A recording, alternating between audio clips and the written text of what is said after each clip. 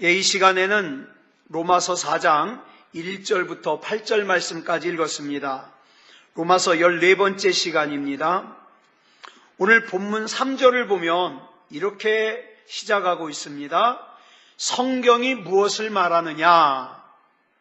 바울이 앞에 로마서 3장에서 믿음으로 의롭다 칭함을 받는다는 설명을 했는데, 그러면 이 이론의 성경적인 근거가 뭐냐는 거예요. 우리는 많은 경우에 참 좋은 말 많이 합니다. 신앙적인 말 많이 합니다. 근데 중요한 것은 그 좋은 말이, 그 신앙적인 말이 하나님의 말씀을 근거로 하고 있느냐 하는 거예요. 아무리 그 생각이 좋아 보이고 근사해 보이고 고상해 보여도 그 생각이 하나님의 말씀을 근거로 하지 않으면 그 생각은 참될 수가 없어요. 그러므로 우리가 하나님의 말씀의 토대 위에서 올바른 신앙생활을 하려면 분명한 성경관을 가져야 돼요. 그래서 바울이 디모데후서 3장 15절부터 17절까지 자기의 성경관을 설명을 합니다.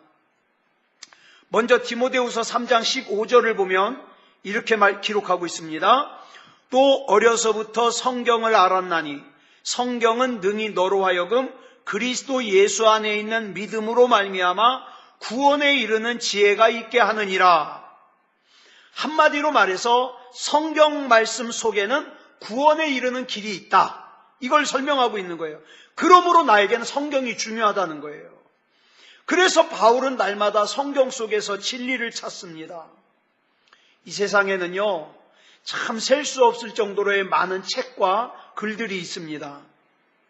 저는 중고등학생 때 수필집을 참 좋아했습니다.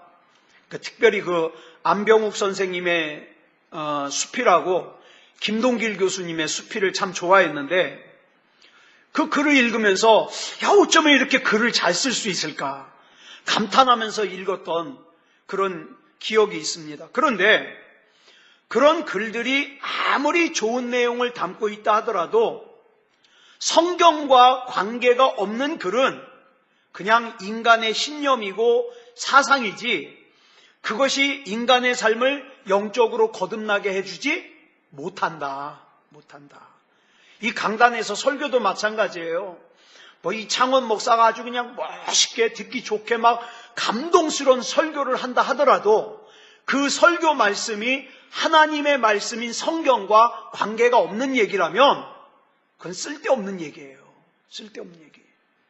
그래서 사람을 거듭나게 하는 것은 오직 하나님의 말씀 외에는 없다는 사실입니다.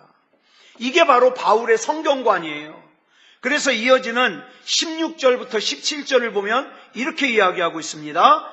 같이 읽겠습니다. 시작. 모든 성경은 하나님의 감동으로 된 것으로 교훈과 책망과 바르게 함과 의로 교육하기에 유익하니 이는 하나님의 사람으로 온전하게 하며 모든 선한 일을 행할 능력을 갖추게 하려 함이라. 여기서 하나님의 사람으로 온전하게 한다는 것은 무슨 뜻이냐면 하나님의 사람으로서 합당한 온전한 인격을 지니게 한다는 거예요. 성경이.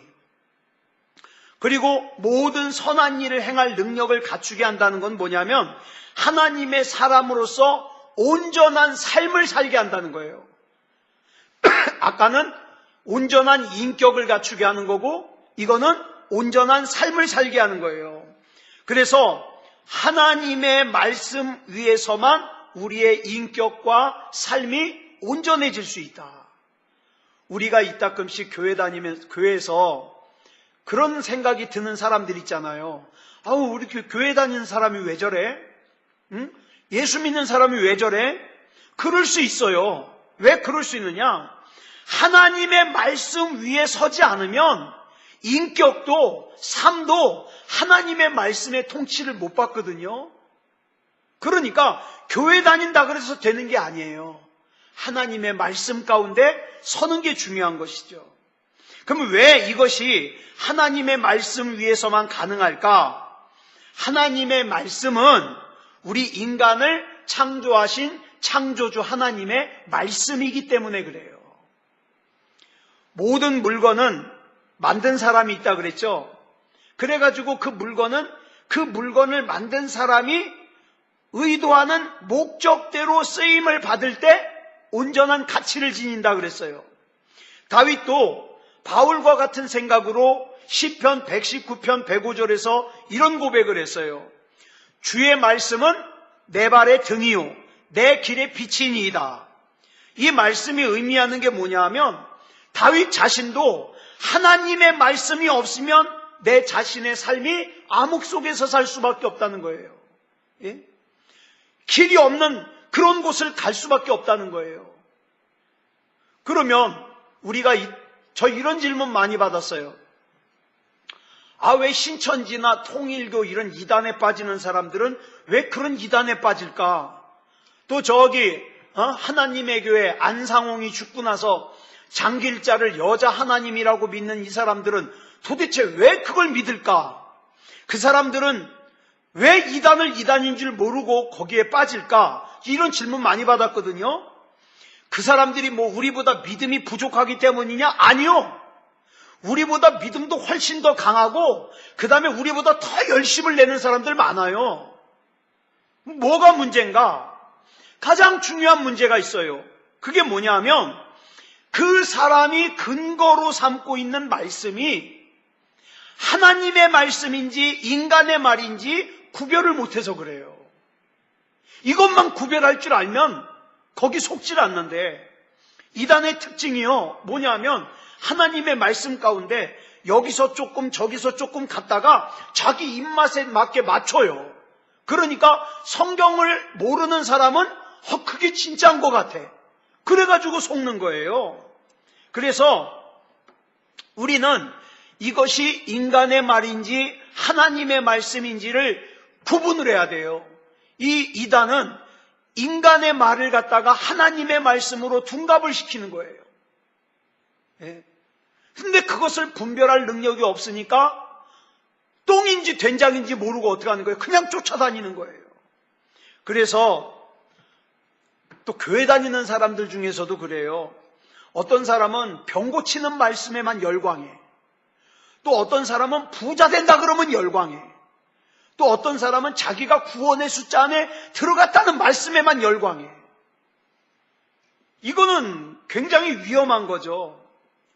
우리는 전체적인 하나님의 말씀 가운데 우리가 이것이 하나님의 말씀인지 아닌지를 분별할 수 있어야 돼요. 이게 아주 중요한 거예요.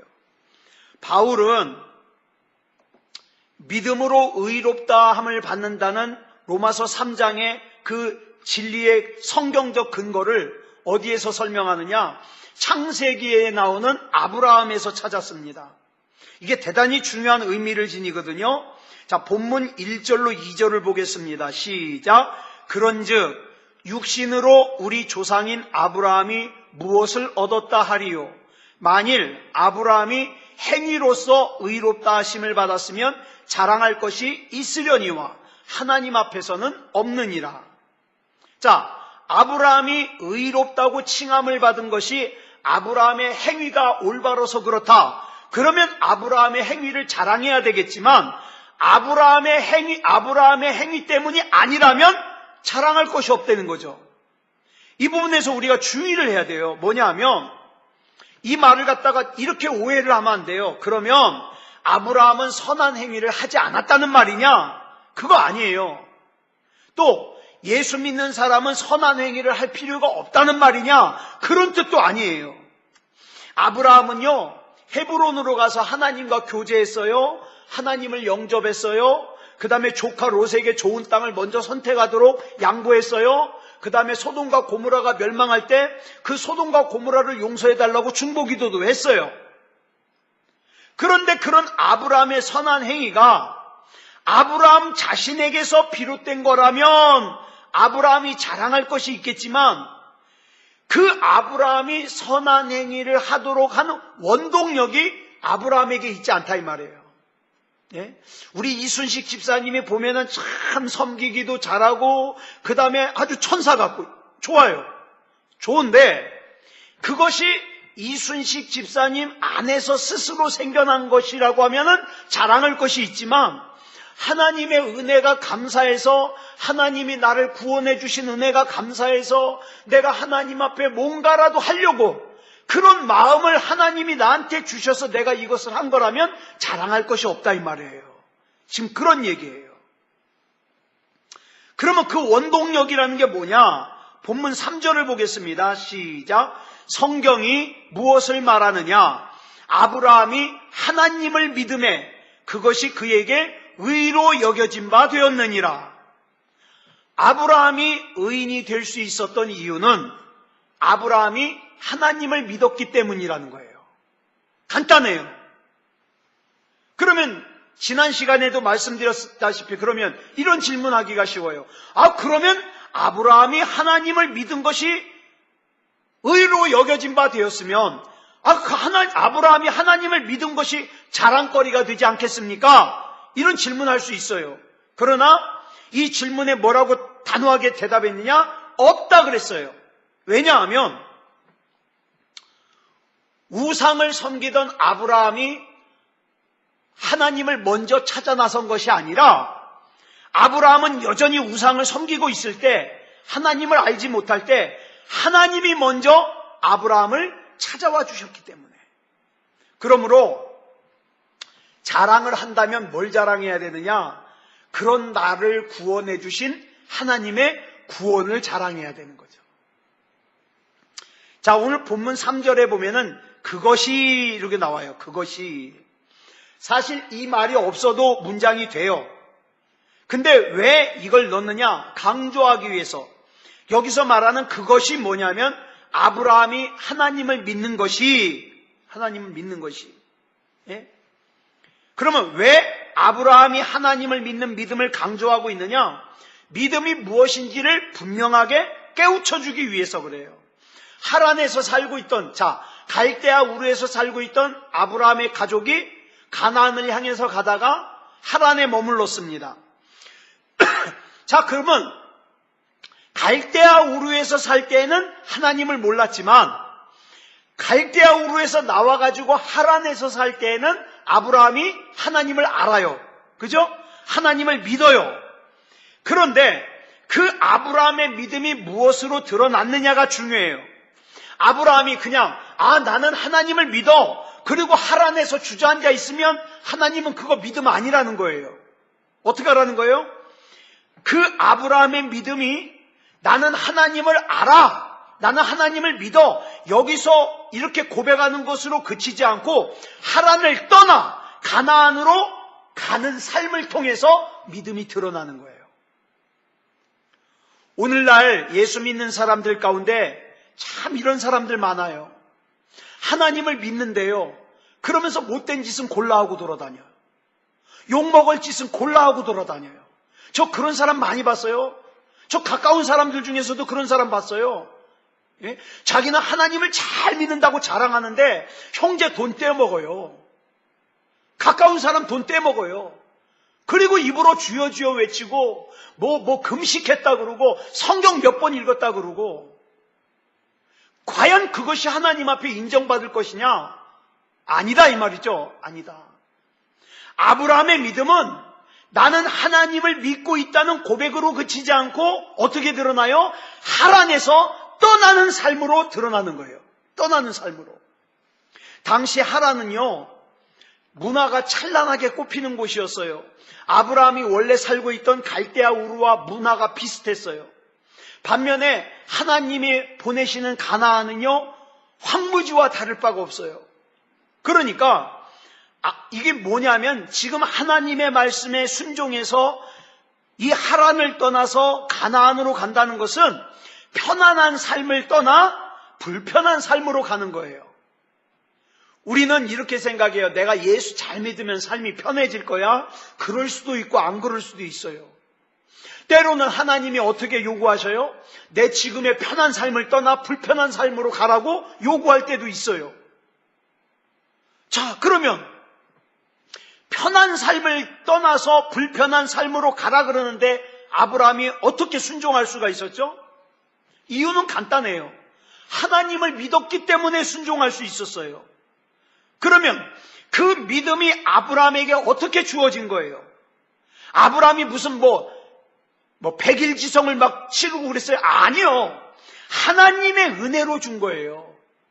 이창원 목사가 지금 하나님이 믿어지는 것이 내가 무슨 대단한 일을 해서 믿어지는 게 아니에요. 하나님이 은혜로 주신 거예요. 그러니까 믿어지는 거예요.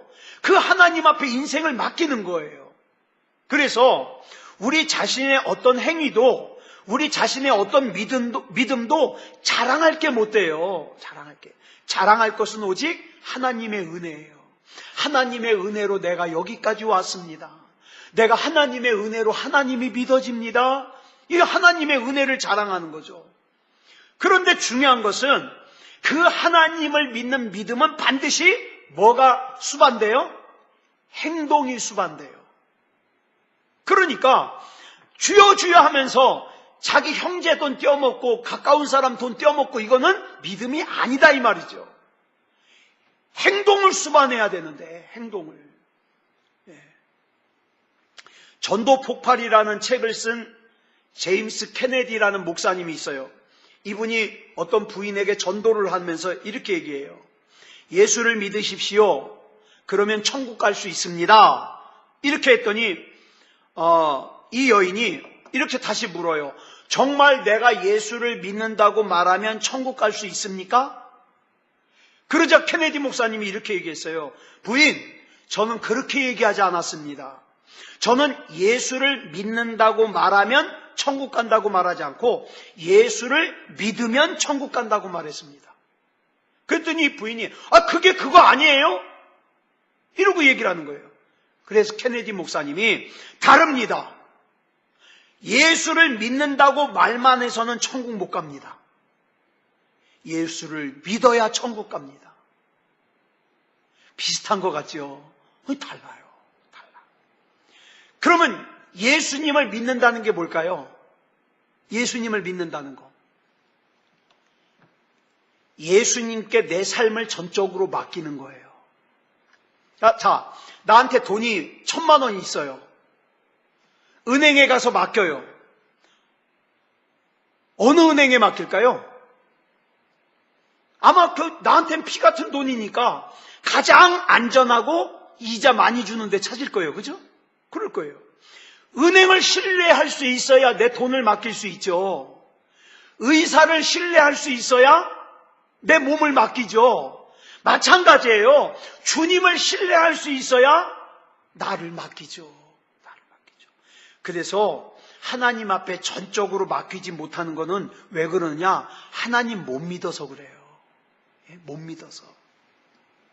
아브라함은 하나님을 신뢰했기 때문에 자기 그 편안한 생활인 하란을 떠나서 열악한 환경인 가나안으로 갈 수 있었어요. 오직 하나님만 믿었기 때문에. 그래서 바울은 아브라함의 이러한 믿음을 본문에서 강조하고 있는 거예요. 그래서 본문 3절에 보니까 그에게 그랬잖아요. 그에게. 이것도 없어도 되는 건데 왜 그에게를 넣느냐? 하나님을 믿을 때 하나님으로부터 구원받는 게 개인적인 거다, 개별적인 거다. 이걸 설명하는 거예요. 에스겔서 14장 14절 말씀을 보면 이런 말씀이 나와요. 비록 노아, 다니엘, 욥 이 세 사람이 거기에 있을지라도 그들은 자기의 공의로 자기의 생명만 건지리라. 나 주 여호와의 말이니라. 자, 보세요. 노아는 세상 사람들이 비웃는데도 120년 동안 방주 만들어 놓고 하나님이 말씀하신 홍수가 올 때까지 기다렸어요. 120년을. 다니엘은 자기가 하나님께 기도하면은 분명히 사자굴에 던져진다는 걸 알면서도 창문 활짝 열어놓고 하루에 3번 예루살렘을 향하여 기도했습니다. 욥은요, 뼈를 깎는 고통과 환난을 믿음으로 이겨냈습니다. 그러니까 노아, 다니엘, 욥 이 세 사람은요 최고의 믿음의 사람들이에요. 근데 여기서 말하는 게 뭐냐, 강조하는 게 뭐냐, 이들의 믿음이 아무리 대단한 믿음이라 하더라도 이들의 믿음으로 구원받을 수 있는 사람은 누구밖에 없다? 자기 자신밖에 없다. 이걸 강조하는 거예요. 왜? 하나님의 구원은 개별적으로 임하는 거기 때문에. 그러니까 저와 여러분은 두말할 것도 없어요. 내가 믿음으로 신앙생활을 잘한다고 내 자녀들도 덩달아 구원받느냐? 절대 그렇지 않다는 거예요. 내 자녀들은 내 자녀들의 믿음으로 구원받아야 돼요. 천주교 가톨릭에서 신앙생활하는 사람들에게 세례명을 주잖아요. 영세명. 미카엘, 스테파노, 이런 거 주잖아요. 이걸 영세명이라 그러는데, 이 영세명이 뭐냐 하면, 천주교에서 인정한 성인들이 있죠. 성인들의 이름을 가져오는 거예요. 그래서 우리나라에도 김대건 신부가 성인에 들어갔잖아요. 그러니까 세례명에도 김대건을 쓸 수 있는 거예요, 이제. 그런 뜻이에요. 근데 많은 사람들이 생각하기를 이 세례명, 영세명이라는 것이 단순히 그 이름의 성인을 본받으라 이렇게만 생각해요. 그렇게만 생각하면 참 아름다운 거예요. 그 사람들의 신앙을 닮아가는 건 참 좋은 거죠. 그런데 카톨릭의 신학적인 배경이 그게 아니에요. 그래서 문제예요. 카톨릭이 성인이라고 인정하는 사람들은 카톨릭에서 어떻게 생각하느냐? 자기를 구원하고도 남을 만큼의 의로운 사람이에요. 쉽게 설명하면 우리가 구원받는데 의가 10개가 필요해요. 의가 10개가 있어야 구원을 받아요. 근데 성인들은 이 의가 10,000개, 100,000개 되는 거예요. 그러니까 그 성인의 세례명을 갖다가 영세명을 내가 받잖아요. 그러면 내가 예를 들어서 의가 한 2개밖에 없는데 나머지 8개를 뭐가 채우는 거예요? 그 성인의 의가 채워주는 거예요. 이게 이게 잘못됐다는 거예요. 구원은 오직 누구다? 예수 그리스도다. 그런데 이 영세명이 주는 동기와 이유가 뭐예요? 내 힘으로 내가 구원 못 받으니까 그 성인의 그 남는 의를 내가 가져와서 구원받는다. 잘못된 거잖아요. 잘못된 거잖아요. 하나님께서는 분명히 자기의 의로는 자기 생명밖에 못 구한다 그랬어요. 그러니까 예를 들어서 김대건 신부가 천국 갔어요. 성인이 됐어요. 김대건 신부가 만약에 구원받았다면 자기 구원만 받은 거예요. 누구도 구원시키지 못해요. 누구도. 자, 아내가 예수님을 잘 믿는다고 남편도 구원받는 거 아니에요. 그러니까 우리 박인수 성도님도 할 일이 참 많아요, 이제. 그죠? 이제 교회 발을 들여놓으셨으니까 할 일이 많아요. 이게 예수님 제대로 영접하고 구원받을 수 있는 의를 이루어야 되잖아요. 우리 집사님이 열심히 신앙생활 하신다 그래서 덩달아서 우리 박인수 성도님까지 구원받는 거 아니니까. 그죠? 부모가 예수님을 잘 믿는다고 자녀도 덩달아 구원받는 게 아니라는 거예요. 또 자녀가 예수님을 잘 믿는다고 부모가 덩달아서 구원받는 게 아니라는 거죠. 옆에서 도움은 줄 수 있어요. 그죠? 도움은 줄 수 있지만 결정적으로 구원을 받게 하는 것은 자기 믿음이고 자기의 의예요. 나와 예수님 간의 관계지 거기에 그 누구도 껴들 수가 없다 이 말입니다. 그렇기 때문에 전도가 중요한 거예요. 한 영혼 한 영혼에게 복음을 전하는 게 그래서 중요한 거예요. 이것이 우리 구원받은 사람들의 사명이에요. 하나님께서 나를 부르신 까닭은 나 혼자 구원받고 나 혼자 잘 살으라고 부르신 것이 아니라 누군가가 나를 위해서 기도하고 은혜의 통로가 되어줌으로써 내가 구원받았잖아요. 내가 예수 믿잖아요. 나 또한 누군가를 위한 구원의 은혜의 통로가 되어줘야 돼요. 내가 비록 그 사람을 구원받게 할 수는 없지만 그 사람이 구원받을 수 있도록 도와줄 수 있잖아요. 예수님과 더욱더 친밀하게 만날 수 있도록. 이것이 이제 그런 뜻이죠. 자, 그래서 본문 3절에 나오는 의로 여겨진 바라는 이 단어가 의로 여겨진 바 이 단어가 중요해요. 이게 뭐냐면 헬라어로 로기조마인데 자기 계정으로 처리하다라는 뜻이에요. 예를 들어서 예인이가 미국에 여행을 갔어요. 예인이가 미국에 여행을 갔는데 전화가 온 거예요. 아빠, 나 여행 경비가 다 떨어졌는데 어떡하지? 그러면 그래? 그러면 알았어. 그러면서 아빠가 어디 주소 알려줄 테니까 거기 가가지고 아빠 이름 대고 너 필요한 거 빌려. 그런단 말이에요. 그리고 나서 이제 걔가 찾아가야 될 주소에다가 제가 미리 전화를 걸어요. 아무개 목사님, 저 여기 세소만교회 이창원 목사인데요.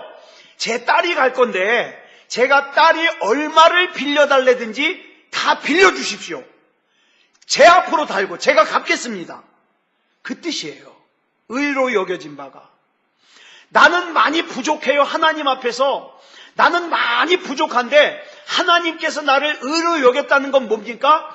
네가 구원받기에 필요한 모든 것들은 다 내가 감당하겠어. 그러니까 모든 일에 내 이름만 대. 그 뜻이에요. 의로 여겨진 바가.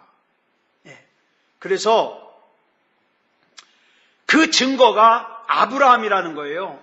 자, 아브라함이 삶의 방향을 바꿔서 하란을 떠나서 가나안으로 향했습니다. 자, 그러면 그 후로 아브라함이 올바르게만 살았나요? 아니잖아요. 우리 알잖아요. 애굽에 가서는 자기 아내 사라를 갖다가 누이라고 속였죠. 그 다음에 또 어떻게 해요? 애 못 낳는다고 자기 아내 말만 듣고 어떻게 해요?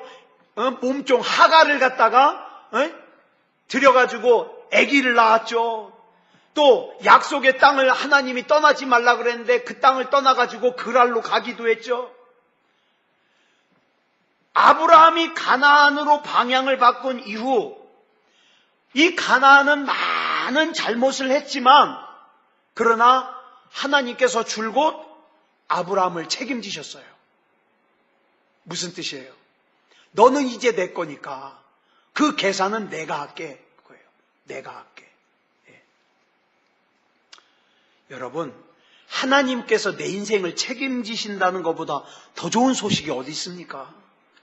바울은 성경을 근거로 믿음으로 의롭다 칭함을 받는다는 걸 설명하면서 다윗의 시로 결론을 맺고 있어요.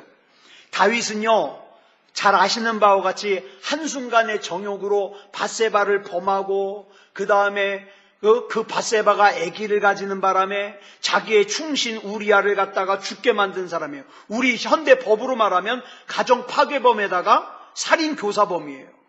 그러니 그런 그가 하나님 앞에서 회개하고 삶의 방향을 바꾸자 하나님께서 그런 다윗을 어떻게 해요? 책임져 주셔요. 책임져 주셔요. 그래서 지은 시가 시편 32편인데 이 시편 32편 1절로 2절의 고백을 인용해가지고 바울이요 본문 7절로 8절에서 이렇게 설명하고 있는 거예요. 같이 읽겠습니다. 시작. 불법이 사함을 받고 죄가 가리어짐을 받는 사람들은 복이 있고 주께서 그 죄를 인정하지 아니하실 사람은 복이 있도다 함과 같으니라. 여기 보니까 불법이 나오고 죄가 나오고 죄가 나와요. 우리로 말하면 다 그게 그건 것 같은데 히브리어 원문 성경을 보니까 다 다른 단어예요. 첫 번째 나오는 불법은 히브리어로 페사라 그래요. 페사. 법을 위반한 죄. 두 번째 나오는 죄는 하타 그래가지고 본질적인 죄. 그 다음에 세 번째 나오는 죄는 아본이라 그래가지고 그 본질적인 죄로부터 파생하는 죄예요. 이제 쉽게 설명하면 이 비유가 아주 좋은 것 같아요. 붕어빵 비유. 예를 들어서 붕어빵에다가 이렇게 반죽을 딱 부어가지고 붕어빵을 딱 덮어요. 그러면 그 반죽 옆에 테두리로 반죽이 이렇게 나오잖아요. 납작하게. 그걸 갖다가 그거 외부로 드러나는 그 죄를 갖다가 폐사라 그래요.